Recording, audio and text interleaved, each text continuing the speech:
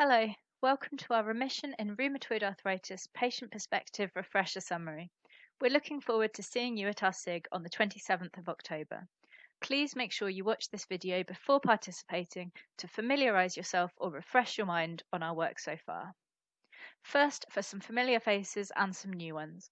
We've had a change of leadership since the last time we had a Remission SIG at OMERACT in 2016.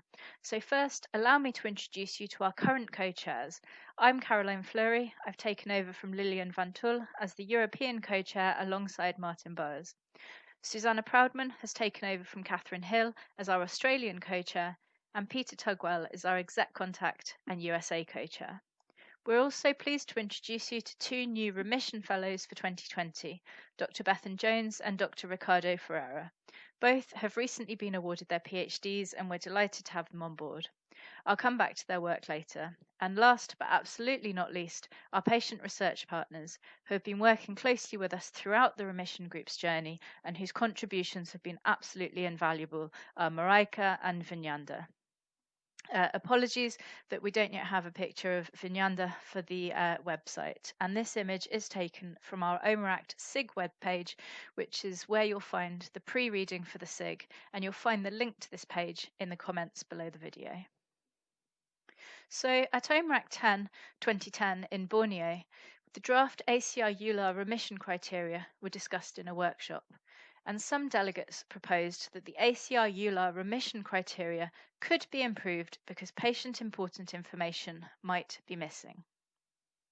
So the current ACR-EULAR RA remission criteria, also known as Boolean remission, is a tender and swollen joint count of less than or equal to 1 and CRP less than or equal to 1.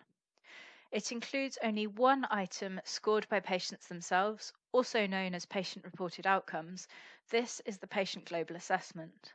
And as a reminder, the Patient Global asks, considering all the ways in which your RA has affected you, how do you feel your RA is today? And this is scored from very poor to very well.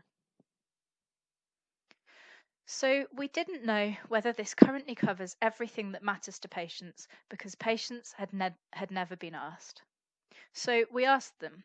We conducted 9 focus groups across 3 countries, Bristol in the UK, Amsterdam in the Netherlands, and Vienna in Austria.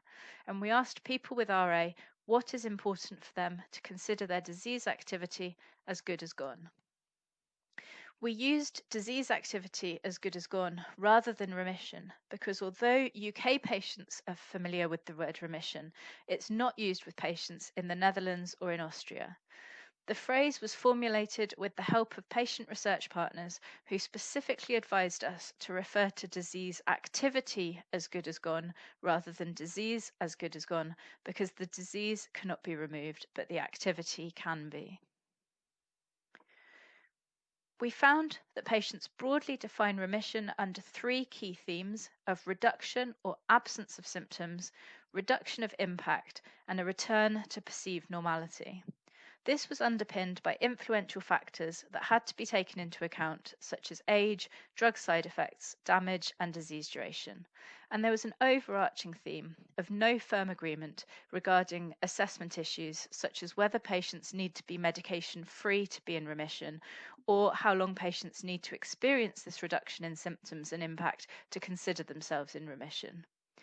And within these broad themes, we identified 26 smaller themes or domains that we took forward into phase 2. And this qualitative work was published in Annals in 2014, led by Lilian. Phase 2 was a survey asking patients to select their top 3 most important items for considering their disease as good as gone. This was completed by 274 RA patients across 6 countries. The most important domains or items for RA remission selected by patients were pain, fatigue, and independence, and this work was also published in Annals led by Lilian. So for these top 3 domains, here are some examples of how they were discussed in the focus groups. So for pain, no pain is remission. Or when the disease activity or disease was as good as gone, I had absolutely no symptoms. I was strong, had absolutely no pain. For fatigue, For me, the stiffness and fatigue, that I would just have the energy, then I would even be prepared to put up with the pain. And finally, for independence. Patients talked in ways that indicated independence was important to them. For example, I'm happy if I can open a jar of cucumbers, or maybe that should have been pickles, not sure if that's a translation issue, without going to somebody else and asking for help. But we did also take the concept of independence directly from words patients used themselves, such as independence of personal care and independence of the jobs in the house. The final phase has focused on validating patient-reported outcome instruments to measure the domains of pain, fatigue, and independence to explore whether these domains add information to the current ACI-EULAR definition of remission in RA, either on top of or instead of the patient global. So to look at this, an international longitudinal cohort study of RA patients was conducted. This was led by Linda Rush, a previous Remission Fellow, as part of her PhD studies under Lilian and Martin's supervision. An update was provided on this at OMERACT 2016. For those of you who were at the final night dinner, you may remember our exit was pursued by a bear, and apparently it's taken us 4 years to recover from this, but we are back now, and this update was published in the OMERACT proceedings. So since 2016, data collection has been completed with as much data as we think we're likely to get, and it's now been analysed. Our fellows have also been busy, and they would have been presenting their posters in Colorado Springs in April. Ricardo's PhD studies looked at the patient global and found it adds little to other remission criteria in predicting good radiological outcomes. But please note that focusing on this issue will be beyond the time we've got for discussion in our SIG.